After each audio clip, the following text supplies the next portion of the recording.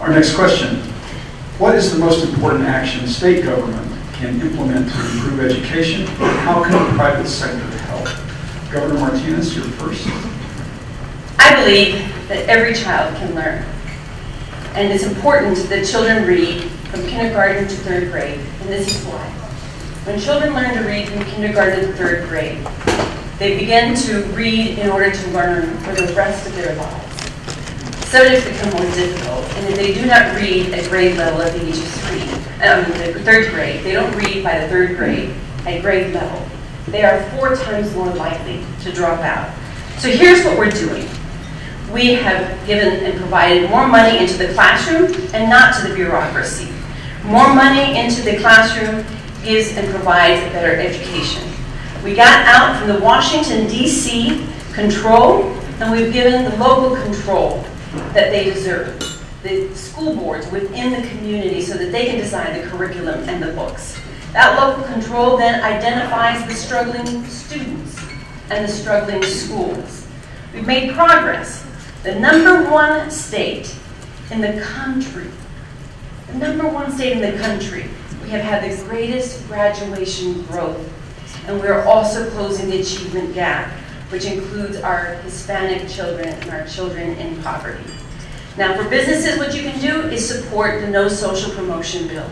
Make sure that our children are reading at grade level before they get passed on to the 4th grade and 3rd grade.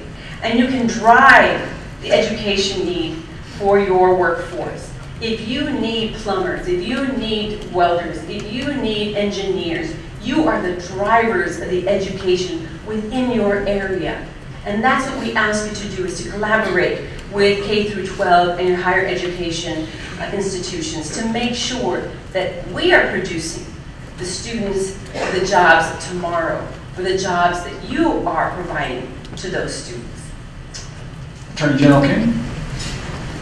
Well, I believe the best thing we can do to improve education is to put control of education back in the hands of professional educators and take it out of the hands of the corporations that are now driving massive standardized tests, which have very little to do and actually do very little to help our students have an opportunity to learn or to be good learners.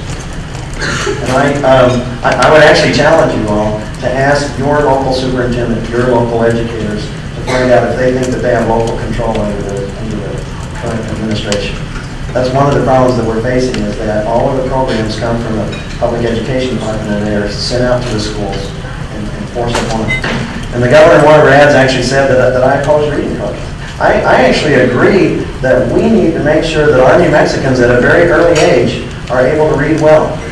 But frankly, if they don't read at 3rd grade level, if we just fail them, if we flunk them out, then shame on us.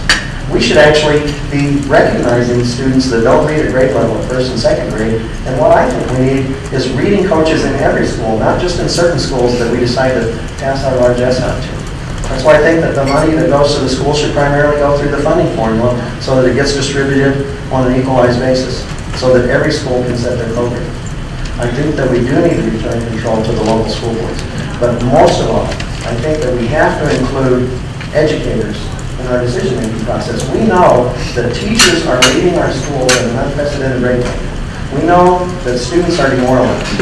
And the way to change that is not for us to dictate to the schools and to the teachers, but for the teachers to cooperate with us and work with us and tell us what they have to do.